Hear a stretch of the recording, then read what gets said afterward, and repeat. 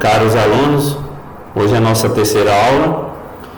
Vamos falar sobre o controle biológico de praga, né? Dando sequência, né, o que a gente vem falando sobre métodos de controle. Então, o que é o controle biológico, né? Então, a gente ouve muito falar do controle biológico, vem crescendo bastante, só que a gente ainda usa muito pouco, né? Então, só para a gente ter uma ideia, existe aproximadamente 1 milhão de espécies de insetos. 1 milhão de espécies de insetos, aproximadamente. 10% disso são insetos pragas, que normalmente são controlados via controle químico. Claro que isso vem mudando, aos poucos vem mudando devido aos problemas que o controle químico vem causando. Então, aos poucos, o controle biológico vem ganhando espaço. Então, o que a gente vê normalmente é isso aqui, ó. Então, a aplicação de veneno após a aplicação de veneno. O que acontece muitas vezes? A gente pega, por exemplo, a olericultura. O produtor ele aplica com grande intensidade e muitas vezes aplica o mesmo princípio ativo. Então ele compra um produto, funciona, ele continua utilizando o mesmo princípio ativo, né? O mesmo produto, e isso vai causar um problema mais tarde. Claro que aqui a gente não está falando, como a gente colocou as duas fotos, não só para mostrar o uso intensivo de veneno, mas também para mostrar a forma correta de fazer uma aplicação e a forma totalmente inadequada de fazer a aplicação, sem proteção alguma, né? Mas voltando ao que a gente estava falando sobre a aplicação intensa, de mesmo princípio ativo, tá? Eu posso trabalhar com diferentes produtos com o mesmo princípio ativo, mas o interessante é fazer uma rotação de princípio ativo, não rotação de produto, rotação de princípio ativo. E esse uso constante do mesmo princípio ativo vai levar aqui. Então, o uso constante, nós temos o que? Uma explosão de problemas, né? E quais são esses problemas? Seleção de populações de insetos resistentes. Isso aqui é um problema sério que a gente tem. Então, a gente toma como exemplo a Helicoverpa parmígera. Acho que todo mundo já conhece, né? Então, já se prepara quando vai para campo, saiu da faculdade, vai para campo, ou mesmo quando ainda está na faculdade, ele já está preparado para lidar com a Helicoverpa parmígera. Então, é um inseto que passou por uma pressão de seleção muito grande. Então, a aplicação intensa de veneno levou esse inseto a adquirir resistência à maioria dos princípios ativos. Então, hoje é muito complicado chegar ao ponto de entrar na justiça para liberar um determinado princípio ativo que ainda funciona, apesar dos problemas que ele causa. Eu estou tentando lembrar o nome agora, não estou conseguindo lembrar o nome do produto. Benzoato de amamectina. Então foi o produto que o pessoal, para controlar a Helicoverpa parmígera, teve que entrar na justiça para liberar, já que ele era proibido no mundo inteiro. Então, essa pressão tão grande com a aplicação de veneno, a praga ainda ocorrendo em outros países, Estados Unidos, quando chegou ao Brasil, ela já carregava na carga genética dela resistência a quase todos os princípios ativos. Então, para a gente foi um problema muito grande. Desequilíbrios ecológicos. Aqui é um outro problema. Então, uma parte dos produtos, ou uma boa parte dos produtos que a gente usa são muito tóxicos. E aí a gente tem um problema muito grande, tanto dentro do ambiente agroecológico, quanto fora dele, né? A gente tem tido problema. Aqui, em Alta Floresta, tem um exemplo que foi a aplicação de um veneno numa fazenda, teve deriva e caiu numa área de proteção e que o pessoal criava abelhas, né? Tinham apiários. Então isso deu um problema muito grande para a empresa que fez a aplicação, até porque era uma aplicação aérea, então a possibilidade de deriva é muito maior, né? Toxicidades, né? Então, o que leva muitas vezes o que é o produtor a aplicar produto cada vez mais forte, mais tóxico para poder eliminar as pragas. O caso é o benzoato de ivermectina, é um produto que causa um sério problema, inclusive para as pessoas, já que ele causa paralisia cerebral. Então, para ver o tamanho do problema que ele é capaz de causar.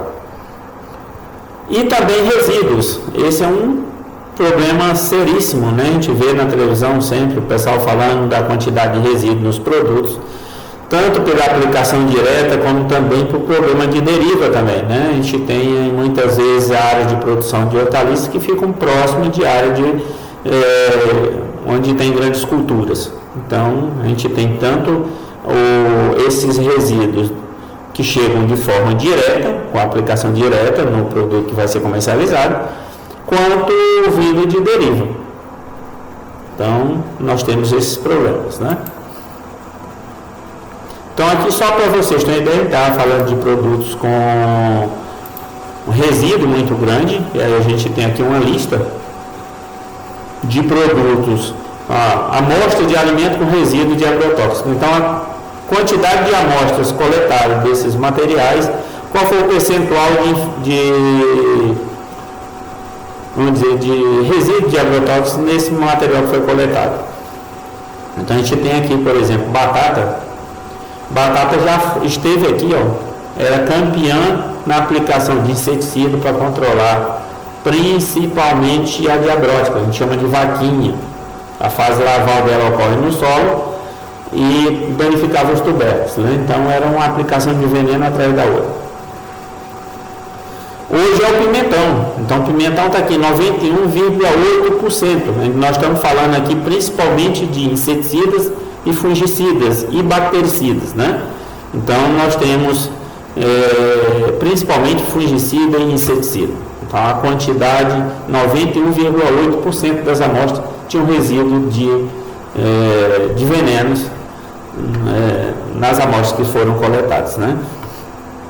Aí depois a gente vem, morango com 63, que até pouco tempo o morango era campeão, agora, claro, pimentão, depois vem o morango, pepino, e aí vai, né? Então, a quantidade de produtos. E aí uma curiosidade muito grande, se você pegar aqui tem pimentão, morango, aqui deve ser o pepino, alface, cenoura, abacaxi, beterraba, couve, mamão, tomate, laranja, maçã. Aí entra dois produtos aqui, que passa por um tempo de armazenamento. Mesmo passando por esse tempo de armazenamento, tinha resíduo, o arroz e o feijão. Espero que isso aqui é a alimentação básica, né? O prato básico do brasileiro é esse aqui, arroz e feijão. Aí repolho, manga, cebola. Então a grande maioria são produtos para consumo in natura ou com processamento bem pequeno. Então é o que tem constantemente na nossa mesa, isso aqui, arroz e feijão, o resto vem isso aqui, sem falar dos problemas que vem na carne também. Então, você imagine a quantidade de resíduo, de veneno que a gente ingere constantemente. Bem, vamos falar então do controle biológico. A gente falou do problema do veneno, né? Mas vamos falar propriamente do controle biológico. Então, o que é o controle biológico? Então, aqui o conceito, né, já fala tudo, né? É o fenômeno que consiste na regulação do número de insetos pragas por inimigos naturais. Então, é o controle das pragas através dos inimigos naturais. Esses inimigos naturais são predadores, parasitoides e micro-organismos. Tá? São esses três. Quando eu falo de micro-organismo, eu coloquei exemplo aqui um fungo, mas nós temos também causando esses problemas. Quem? Bactéria, vírus, que mais? Nematóides, que entra como uma doença, né? Ele está pelo menos da forma que a gente vê hoje, ele está dentro do livro de fitopatologia e não de entomologia, né? Então é classificado como uma doença. Então nós temos o bactéria, vírus, fungos, nematóides e outros micro-organismos que controlam pragas, né? Então nós temos predadores e parasitoides. Esse aqui, parasitoides, são os que são mais utilizados no controle biológico. Esses aqui são os que ocorrem mais naturalmente. Claro que a gente tem também criação disso em laboratório, não estou falando da joaninha, mas de predadores, para liberar no campo para fazer o controle de insetos e pragas. Exemplo, controle de lagarta em eucalipto. Então o pessoal faz criação de um PCV de predador, libera no campo, porque o controle é muito complicado, porque as árvores já estão muito altas, a entrada de pulverizadores nas áreas é muito complicado, já que o espaçamento é pequeno, né, entre linhas. Então é mais complicado estar entrando com máquina para fazer a aplicação. Então, quando você libera inimigo natural e ele resolve o problema, é uma operação a menos que você vai fazer para fazer a aplicação de um veneno. Tá, mas são poucos os casos, a maior parte dos casos estão aqui, ó, parasitoides. Por que eu vou usar parasitoides e não usar um predador? Porque esse bichinho aqui, pessoal, se tiver, por exemplo, eu quero controlar pulgão. Se tiver pulgão presente e ela chegar numa colônia, claro, ela vai se alimentar ali daqueles pulgões. Mas se não tiver, ela vai se alimentar com outra praga que tem ali próximo dela. Então, o foco seria o pulgão, mas ela, se tiver outra praga, ela se alimenta também. Já o parasitoide não, tem aqui é uma vespinha que ela parasita o pulgão, mas ela só parasita o pulgão. Ou seja, se não tiver aqui o pulgão, ela vai procurar em outro lugar, mas ela vai continuar parasitando somente o pulgão. Então esse aqui ele precisa, para completar o ciclo de vida, ele precisa de vários não é hospedeiro, presas, de várias presas para ele completar o ciclo de vida. Enquanto que os parasitoides eles precisam de um único hospedeiro para completar o ciclo de vida, ou seja, o ovo é colocado aqui dentro e a larvinha vai se desenvolver e completar o desenvolvimento num único inseto. Só que é uma vespa específica do pulgão, ou seja, se eu criar isso em laboratório e liberar em grande quantidade no campo, a população do pulgão tende a reduzir drasticamente, e é isso que eu quero, ou seja, focar numa única praga, e assim eu reduzo a população dessa praga muito mais rápido. Beleza, nós temos um terceiro grupo, que é o grupo dos micro-organismos, que vem crescendo muito. Então nós temos muitos produtos comerciais que são à base de micro-organismos. Então a tendência é isso aqui predominar no controle biológico de pragas. Por quê? Porque isso aqui eu posso armazenar. O fungo eu posso armazenar, mas como que eu vou armazenar um parasitoide? Não tem como. Como que eu vou armazenar um predador? Não tem como, eu tenho que criar e já liberar no campo. Mas esse aqui eu posso. Aí você pode perguntar assim, professor, mas todo micro-organismo eu posso armazenar? Não, é muito complicado. Nós temos uma doença que é semelhante a essa aqui. Um fungo também, chamado de Nomura Hilli, ou conhecido como doença branca. Ela é muito agressiva, então quando ela ocorre, as condições são favoráveis, e quando ela começa a ocorrer na cultura da soja, controlar a lagarta, que tem uma falsa medideira controlada, mas controla também a lagarta da soja, ou outras lagartas também, você pode ir monitorando, mas não precisa apavorar, porque se as condições forem favoráveis e começa a ocorrer isso na lavoura, a tendência é que a população da lagarta ela reduza drasticamente. Então você pode acompanhar e ter um pouco de paciência. Claro, não pode deixar causar nível de dano econômico, mas se está próximo ali do nível de controle, vai aguentando, porque se as condições forem favoráveis, o fungo vai resolver o problema. Tá. E aí nós temos outros, nós vamos mostrar aí outros fungos aqui para frente, que são muito eficazes. Nós temos aí no mercado Boverio, nós temos a base de metarrizo, nós temos a base de bacilos, uma bactéria, nós temos os baculovírus, que claro, já está falando tudo, são vírus, e aí vai, né? Nematóide ainda é muito pouco utilizado, mas nós temos muitos produtos no mercado à base de fungo e a base de bactéria, basicamente uma, chamada de BT. Todo mundo conhece? Pode ser que não, mas vocês já ouviram falar de uns materiais transgênicos que são chamados de BT, que é o Bacillus thuringiensis, que você pode encontrar também essa bactéria em via líquida ou outras formulações para diluir em tanque e aplicar. Então você vai aplicar diretamente a bactéria no campo, nas plantas, né? E você tem as plantas transgênicas que contêm o quê? Cristais. Então as células passam a produzir cristais, que normalmente é produzido pela célula bacteriana. Mas como é incorporado na planta para a planta, produzir os cristais, aí são esses cristais que vão fazer efeito. Depois a gente vai explicar como que é o processo. Bem, tudo isso aqui, pessoal, são o quê? São responsáveis por manter as populações de inseto e praga abaixo do nível de dano econômico. Ou seja, ela mantém no nível que não esteja causando dano. Principalmente quando você aplica. Quando você deixa ocorrer naturalmente, que normalmente não acontece, ou seja, os produtores eles preferem aplicar um produto de amplo espectro e resolver o problema tudo, do que fazer um monitoramento de inimigos naturais, também preservando esses inimigos naturais, e ele levar mais tempo para fazer uma nova aplicação.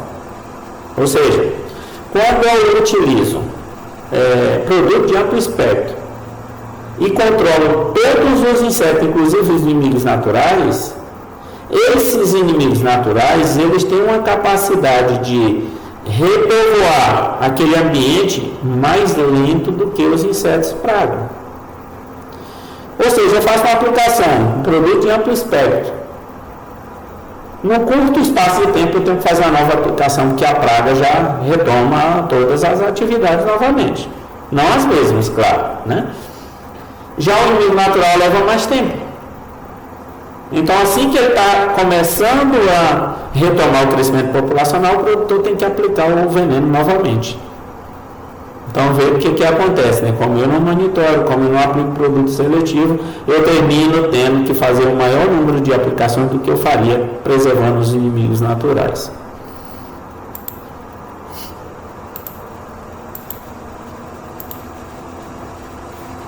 Bem, quando eu comparo o controle biológico ao controle químico, eu tenho algumas vantagens e umas desvantagens.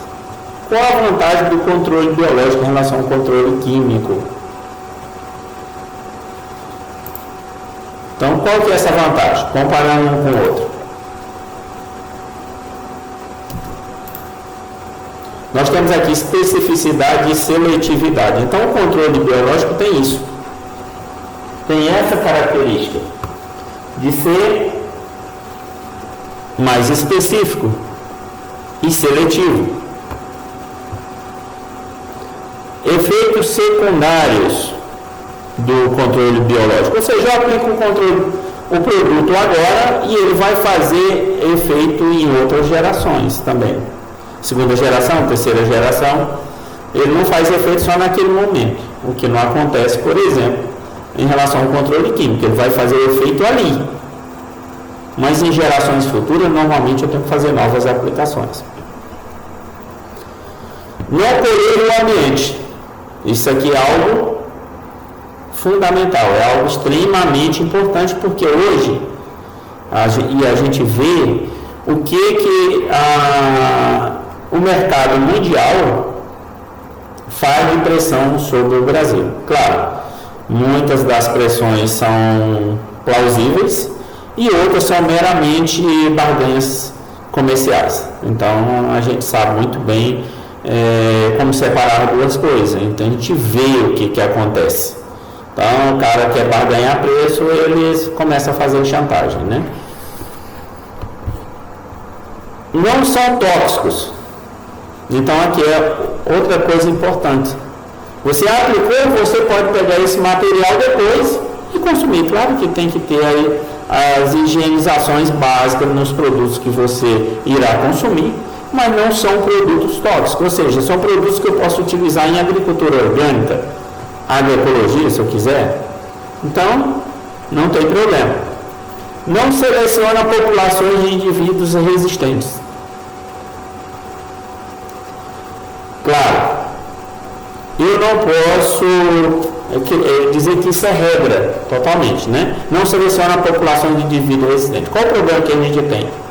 A partir do momento que eu digo que eu considerar como controle, se eu considerar como controle biológico a bactéria BP, se eu considerar só a bactéria que eu aplico no campo, a célula bacteriana, isso não acontece.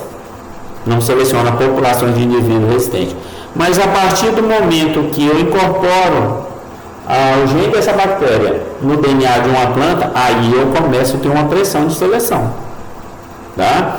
E vocês sabem muito bem que existe uma regra que é: o produtor ele precisa ter uma área de refúgio quando ele trabalha com uma variedade ou um transgênico.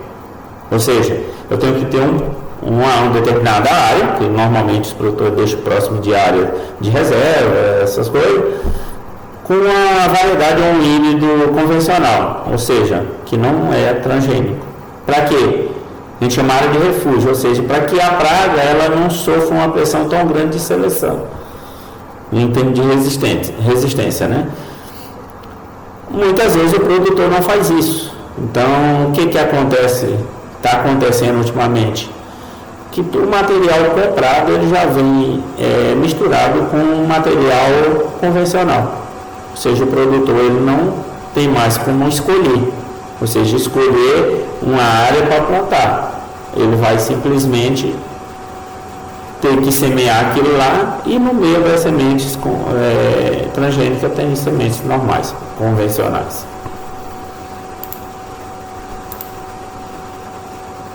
Beleza, e quais são as desvantagens do controle biológico em relação ao controle químico? Espectro de ação, é uma outra coisa. Então, o controle biológico ele tem ação específica, praticamente ele não tem um amplo espectro de ação. Não sei que eu trabalho com predadores, ele vai atacar presas diferentes. Mas como eu trabalho com parasitóides, ou até mesmo os fungos, eles têm uma ação mais específica, então o espectro de ação é menor. Ação mais lenta, então é algo que eu não posso ter pressa quando eu trabalho com controle biológico. Tá? Eu sei que ele não é como eu aplicar um produto de ação de contato, um piretróide da vida, que ele tem a ação de choque, que a gente chama, né? De contato, que o produto entra em contato com o inseto e imediatamente ele já começa a sentir os efeitos do princípio ativo. O controle biológico eu tenho que ter paciência. Tenho que ter paciência que eu vou aplicar e no outro dia, às vezes, esses insetos ainda estão se movimentando uma boa na área. Aí eu tenho que ter calma, coisa que nem sempre o produtor tem, que é a calma. Ele quer ver aplicar, e o inseto, quando ele passar e virar as costas, o inseto já está caindo. Isso, quando eu trabalho com controle biológico, eu tenho que ter a consciência que isso não vai acontecer. As condições favoráveis é diferente, por exemplo, da aplicação de um inseticida, de um fungicida, de um herbicida que eu aplico. E a única coisa que eu tenho que levar em consideração é a velocidade do vento, se está indicando que vai chover, se tiver eu tenho que esperar, e quando eu apliquei eu tenho que rezar para pelo menos passar umas 3 horas sem cair água, né? Porque senão eu perco minha aplicação. Já quando eu trabalho com fungo, o tempo tem que estar, com micro-organismo, o tempo tem que estar nublado. Se chover um pouco, melhor ainda, porque dá uma condição desse micro-organismo permanecer na planta por mais tempo. Tá? De preferência aplicar em final de tarde. Por quê? Aplicando no final de tarde, o tempo está fresquinho e evita uma ação direta da radiação solar, que é um dos fatores que inviabilizam esses micro-organismos. Armazenamento é um outro problema. Quando eu compro um produto químico, a forma de armazenamento todo mundo já sabe. Tem que estar no local arejado, um pouco distante da casa, com prateleira, separando inseticida, de fungicida, de herbicida, tudo separadinho, numa boa, isolado para ninguém entrar, com um cadeadinho lá. Agora, quando eu trabalho com micro-organismo, aí eu tenho um problema. Por quê? Às vezes eu tenho que armazenar esse material em ambiente refrigerado, uma temperatura baixa, porque senão ele perde a viabilidade.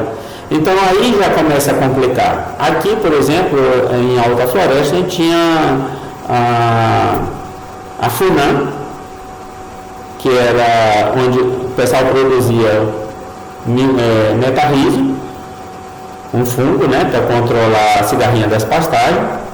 Só que a forma de armazenar esse fungo era em arroz autoclavado.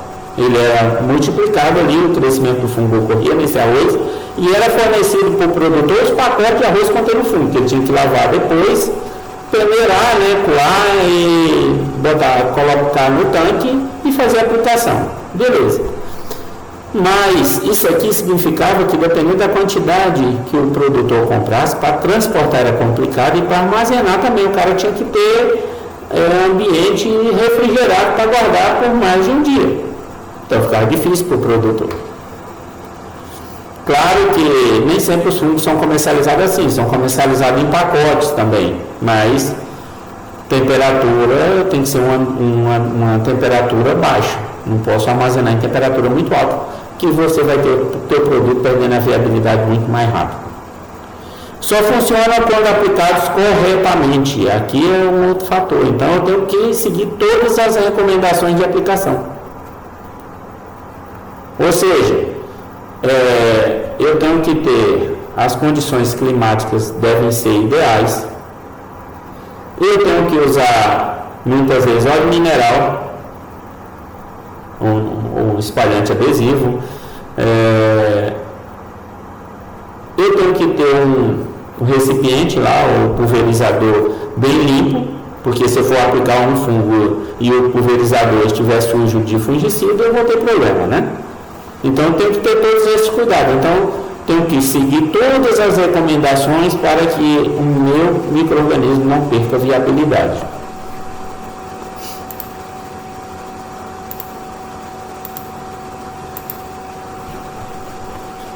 Beleza, então quais são esses exemplos? Nós falamos dos micro-organismos, né? Nós vamos citar alguns exemplos que vocês já conhecem. Então aqui nós temos bactérias entomopatogênicas. Tá, pessoal? Tem duas formas de aplicar essa bactéria. No caso, eu vou citar o exemplo aqui, o bacillus. O bacillus thuringiensis, uma bactéria. Lembrar bem, pessoal. Muitas vezes eu pergunto nas provas, eu falo que bactéria é um vírus que causa problema assim, e o aluno vai e concorda. Tá? Então nós temos que separar muito bem os micro-organismos. Então bactérias não é um vírus. Então a gente tem que ter muito cuidado. Então temos aqui bacillus thuringiensis, uma bactéria. Então eu posso aplicar ela via pulverização. Nós temos alguns produtos no mercado e eu estaria aplicando a célula bacteriana. que quando eu molho as plantas com essa bactéria, eu tenho que ter os mesmos cuidados de qualquer outro micro-organismo, ou seja, o ambiente tem que estar fresco, aplicar em final de tarde, se o ambiente estiver meio chuvoso, melhor. Então, os cuidados necessários. Quando eu aplico, que o inseto ingere a planta, ele vai ingerir a célula bacteriana, junto com a folha que ele comeu, e essas bactérias vão cair onde? No trato digestório. Beleza. Quando o inseto ele se alimenta de uma planta, pode um algodão, um milho, uma soja, e ela é transgênica BT, dentro das células dessa planta, essa planta passou a produzir o que? Cristais. Está dentro da célula. Cristais. Dentro desse cristal tem a toxina. Certo? Então está dentro do cristal. Então, em ambos os casos, nesse caso aqui, quando ele se alimenta de uma planta transgênica, o cristal é que entra direto junto com o tecido vegetal. Quando se alimenta de uma planta que foi aplicado o Bacillus thuringiense, aplicado, e a planta é normal, não é convencional, mas eu apliquei, a célula bacteriana também vai cair aqui no trato digestório. Caiu no trato digestório, o que tem no trato digestório? Olha lá, solubilização. Então tem o que? Ácidos. Ácidos do trato digestório. Esse ácido em contato com esse cristal, ele é dissolvido. Ocorre a solubilização desse cristal. No momento em que rompe esse cristal, o que acontece? O que é liberado? Claro, a toxina, ela é ativada. E aí o que? Essa toxina ela vai agir onde? Na parede do trato digestório. Então, o que vai acontecer aqui? Infecção generalizada, o inseto vai terminar morrendo. Tem todo um processo aqui pela frente, mas a gente perderia muito tempo falando todo o processinho como que ocorre. Só lembrar, cai no trato digestório, os ácidos rompem esse cristal, o cristal libera a toxina e a toxina mata o inseto, de dentro para fora. Tá? Então, é como funciona o Bacillus thuringiense. Mas a gente já sabe, né? Quando eu aplico dessa forma, dificilmente você vai ter problema de resistência. Da lagarta adquirir resistência. Agora, quando eu uso plantas transgênicas, aí já é diferente. Então, se você acompanhar a literatura, você vai ver que, e claro, vocês estão trabalhando vão trabalhar com um produtor direto aí, e já estão fazendo muitos estão fazendo estágio, os híbridos de milho, no caso do algodão, não sei como é que está a situação, mas milho é o que a gente mais vê, a questão do Pro 1, Pro 2, Pro 3, né? Tecnologia Pro 1, tecnologia Pro 2, tecnologia Pro 3, que no caso da Helicobacter palmígera, tecnologia Pro 1 não funciona mais nada. Tecnologia Pro 2, muito pouco. E a tecnologia Pro 3 é a que ainda tem um efeito sobre essa lagarta. O que é tecnologia Pro 1? É que existe uma proteína que é a responsável por dar essa característica, responsável por produzir esse cristal, né? A tecnologia Pro 2 são 2 proteínas, a tecnologia Pro 3 são 3 proteínas. Então, quanto mais proteína tem, mais difícil é a lagarta superar essa resistência. Bem, isso aqui um exemplo da bactéria. Então, eu já comentei aqui, eu tenho as duas situações, né? A aplicação direta, através de pulverização, ou através da semente, como medida preventiva, usar um produto transgênico. Tá? Aqui no caso a gente está mostrando algodão, milho, aqui mostrando milho, como é que vai acontecer também. Pessoal, outra coisa, quando a gente vai fazer a aplicação de produtos de micro-organismos, a gente tem que ficar muito atento no momento de fazer a aplicação, tá? De preferência quando os insetos estão no início do desenvolvimento. Isso é a maior indicação para fazer o controle biológico. A eficiência é muito maior, tá? E quando eu falo de Bacillus thuringiensis, também funciona da mesma forma. Então, quanto mais novo está o inseto, mais rápido ele morre. Então, eu tenho que ter muito cuidado quanto a isso. Não deixar passar do ponto para fazer a aplicação. Nós temos também os vírus entomopatogênicos. Então, aqui só para vocês terem uma ideia, olha lá.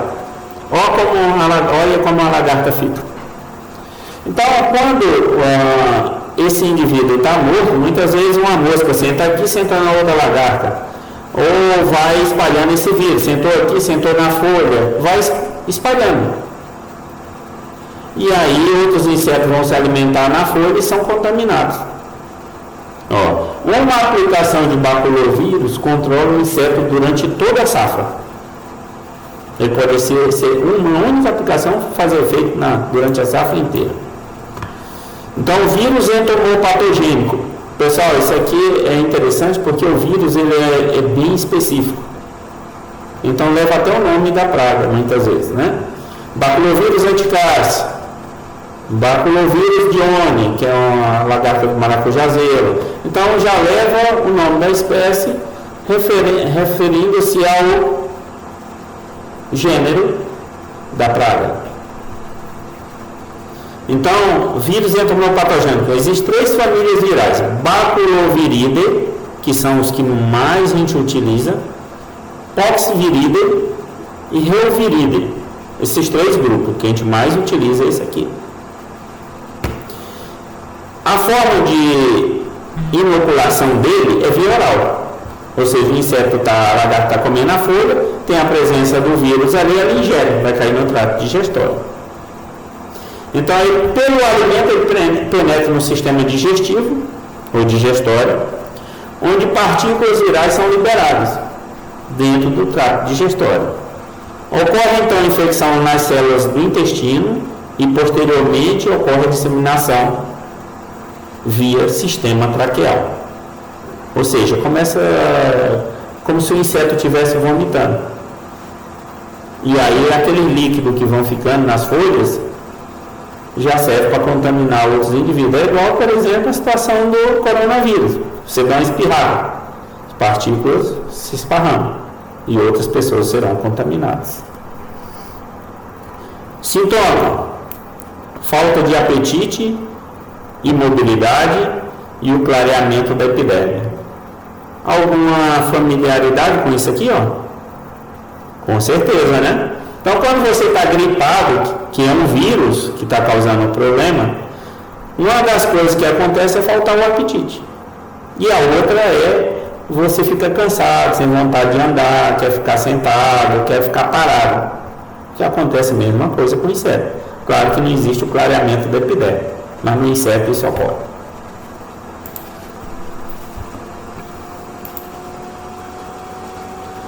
Nós temos também os fungos entomopatogênicos. Agora aqui, pessoal, é o grupo mais importante hoje no controle biológico, é isso aqui: fungos entomopatogênicos. Então, ó, foram os primeiros patógenos de insetos usados no controle microbiano. Foram os fungos. Em 1726, Reaumur, sei lá como é que chama, o fungo do gênero Cordyceps foi observado eles atacando lepidópteros. Então foi a primeira verificação de fungo, observação de fungo causando problema em lagartas. Em 1835, Bassi provou a natureza infecciosa de um agente microbiano. Então ele comprovou que os micro-organismos causavam infecções em insetos. Só para ter 80% das doenças causadas em insetos são provenientes de fungos. Então são os fungos que causam 80%. Então a gente já constata a importância que esses micro-organismos têm. Quais são os principais grupos? Nós temos aqui, Bovéria, aí a gente tem várias cepas que são menos agressiva, medianamente agressiva e altamente agressiva. Então a gente tem que procurar uma cepa bem interessante, né? Que faça um efeito muito bom, mas isso é um fungo que ocorre naturalmente também, tá? Ele tem uma esporulação branca, então você encontra também produtos no mercado para comercialização à base de Bovéria. Então as empresas que comercializam veneno hoje já comercializam também Bovéria, Metarhizo. Então nós temos aqui Bovéria. É importante para controlar lagarta, é importante para controlar coleópteros e também hemíptero. Então eles são extremamente importantes. Metarhizo, principalmente a ordem hemíptera. Então ele é bem conhecido por controlar muito bem cigarrinho. Claro, vai controlar a lagarta? Controla também. Mas ele é mais conhecido por controlar a cigarrinha. Por exemplo, a cigarrinha das pastagens, cigarrinha da cana-de-açúcar, que são as mesmas, né? Ele foi... Os primeiros controles aqui no Brasil, utilizando o Metarhizo, foi para controlar a cigarrinha da cana-de-açúcar. Depois a gente passou a utilizar nas pastagens também. Leptomicídio é um dos mais conhecidos gêneros. Nomura, o que eu comentei, esse aqui ocorre naturalmente, não tem ainda técnica para você multiplicar ele, então não foi estabelecido ainda um protocolo de multiplicação. E Sutela, também essa aqui eu não conheço, então é pouco utilizada. E Zária, essa aqui já é mais utilizada. Essa aqui e essa. Então, essa aqui, por exemplo, eu tenho um fungo guardado com grande capacidade de controle de mosca branca. A gente só não tem estrutura para pesquisar mais e poder colocar no mercado. O gênero Isária. Então, a gente vê que a variação é grande. Aqueles que ocorrem naturalmente, sem uma capacidade de multiplicação em laboratório, e outros que já tem todo um protocolo para produção em laboratório. A importância dele é que eles possuem uma grande variabilidade genética, os fungos, né? Atacando os insetos em todos os seus estágios de desenvolvimento. Ele possui um amplo espectro, isso é importante. Quando você pega micro-organismo, já não tem um amplo espectro, mas quando você separa somente os fungos têm um amplo espectro. Eles podem atacar a fase de ovo, fase de larva, fase de pupa e fase adulta. Todas as etapas de desenvolvimento do inseto.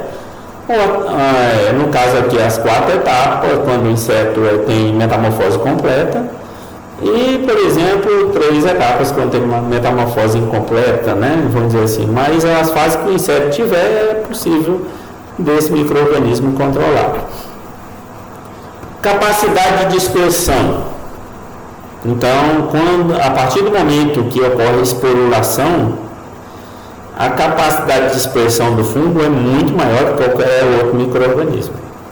Os esporos vão vir esporo pela água, pelo vento e aí vai, né? Penetração via tegumento é outra forma, não precisa necessariamente um inseto ingerir. Cai o esporo do fungo sobre o inseto, se o tegumento dele não tiver muitas barreiras, ele vai emitir um apressório, ele vai germinar, esse fungo emitir o apressório, vai, através de enzimas liberadas, vai penetrar no tegumento. E aí, quando ele atinge o sistema nervoso, claro que o inseto paralisa, e aí ele começa o processo reprodutivo, né, o fungo. Então, a penetração geralmente é via tegumento. Beleza, aqui só para a gente mostrar, pessoal, alguns fungos. Então, nós temos aqui, eu até Esqueci de colocar o nome aqui, mas só para a gente ter a variação aqui em termos de coloração. Se pegar esse aqui, provavelmente é um Bovéria. Aqui nós temos Metarrhizio. São vários tipos de fungo com suas esporulações diferentes, né? Eu esqueci de colocar aqui o nome. Aqui a gente já tem, quando você faz isso aqui, você quer fazer a identificação. Aí beleza, a gente tem aqui a esporulação desse fungo. Aqui Metarrhizio, Bovéria, Lecramicidium.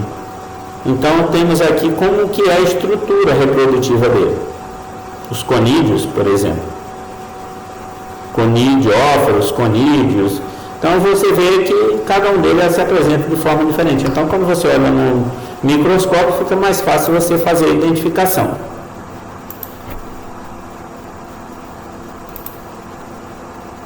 Aqui também, bipolar, isso aí. E aqui o que ocorre com o inseto? São as várias características, de vários tipos de fungo. Então, como que ocorre? Um Metarrhizio, por exemplo, aqui, as colorações, a esporulação, como que se dá, como que ocorre.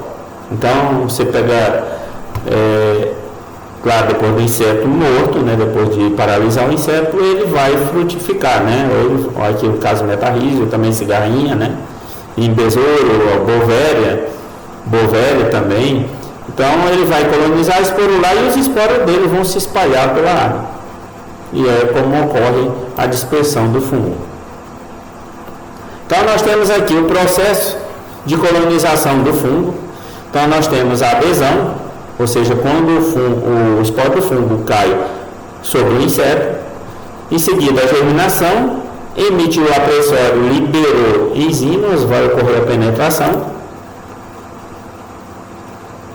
Em seguida, a colonização, penetrou, essas hifas vão se espalhar, vai colonizar o corpo do inseto.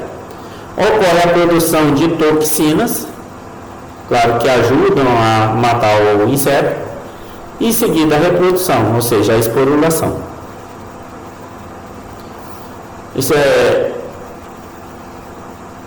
aqui é a primeira etapa, são várias etapas. Eu coloquei aqui a primeira, mas não quis colocar todas porque demandaria muito tempo para o nosso vídeo, a nossa videoaula. Então eu deixei só essa aqui, Primeiro vem o ciclo da relação fungo-hospedeiro, o fungo e inseto. Mecanismos de adesão ainda não são totalmente conhecidos, ou seja, como que o fungo ele se adere ao corpo do inseto. Como faz ele se prender ao corpo do inseto? Não cair.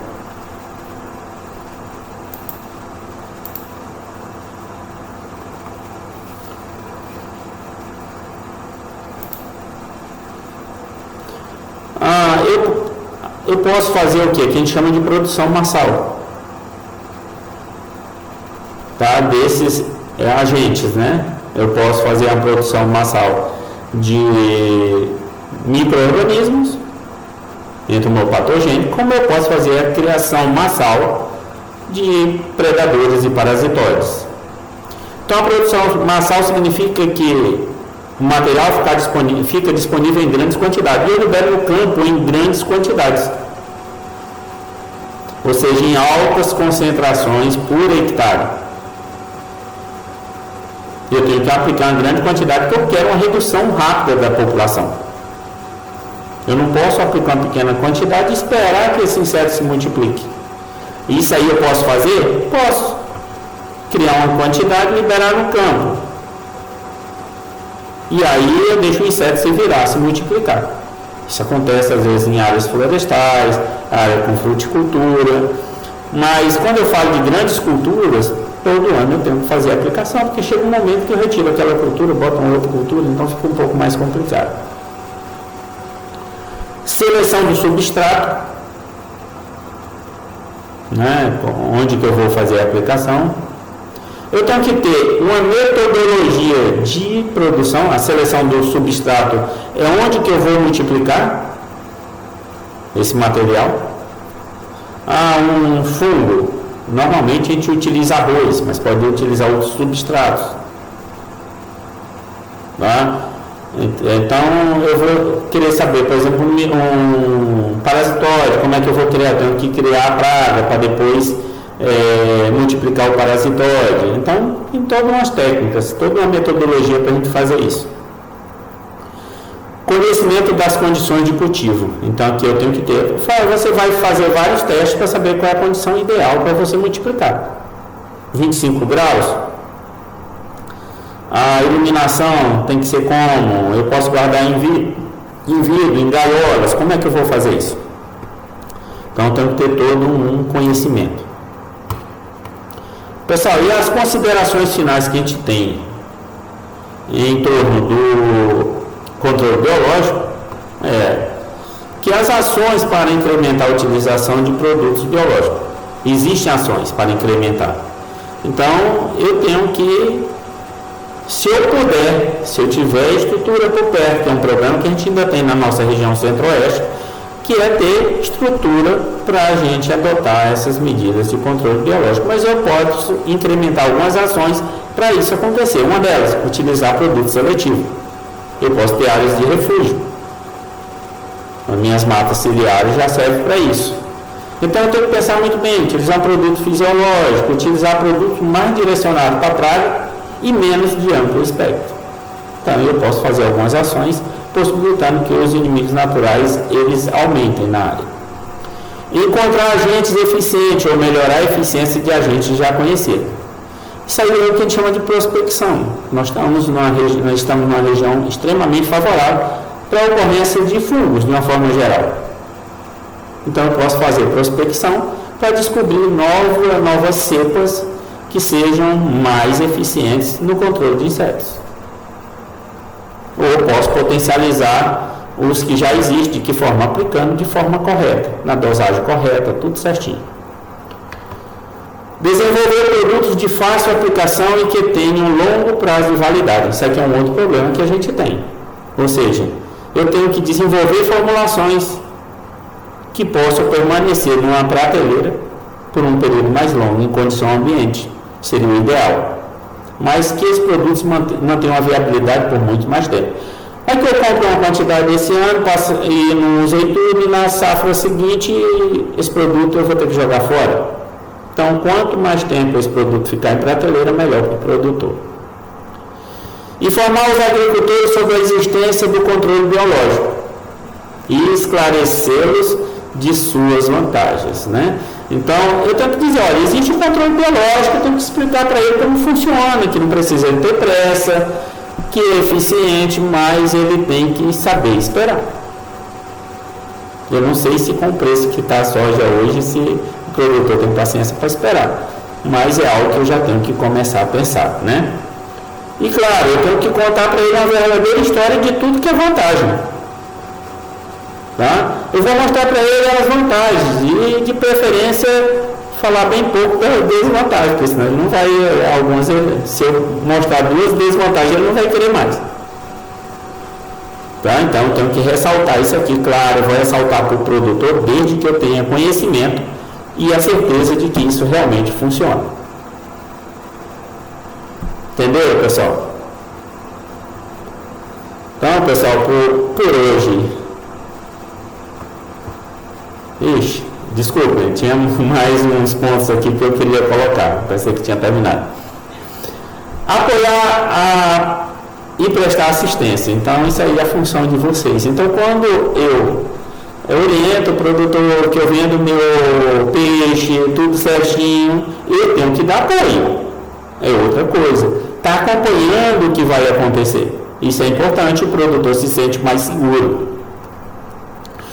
Para o produtor aprender também a mexer com isso. Uma vez que ele aprendeu e ele gostou, ele vai continuar. Estabelecer uma política nacional de incentivo à adoção do controle biológico. Isso aqui, infelizmente, os interesses são muito grandes. Então, aqui é complicado, só para vocês terem uma ideia. Para você liberar um produto biológico, ele passa por trâmites, ou seja, protocolos, parecidos com o que ocorre para a liberação de um produto químico. E isso é inviável, né? Então, as diferenças são grandes entre um e outro. Então, não deveria ser assim. Isso aqui deveria ter uma rapidez muito maior para a liberação de um produto biológico. Desenvolver campanhas informando os consumidores das vantagens de consumir alimentos produzidos com uso de controle biológico. Ou seja, a gente forçar o quê? Um pouco os produtores aos poucos irem mudando a forma de fazer controle de insetos pragas. Serve também para doenças, para plantas daninhas. Então, aos poucos a gente pode ir mudando.